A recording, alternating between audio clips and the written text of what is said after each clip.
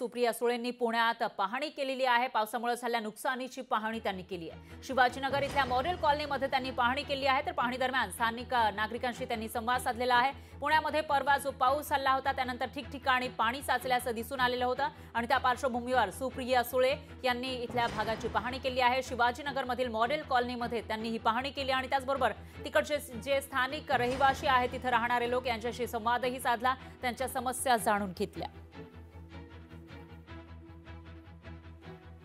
अतिक्रमण झालंय त्याच्यामुळे ह्यांच्या घरात पाणी शिरलेलं आहे।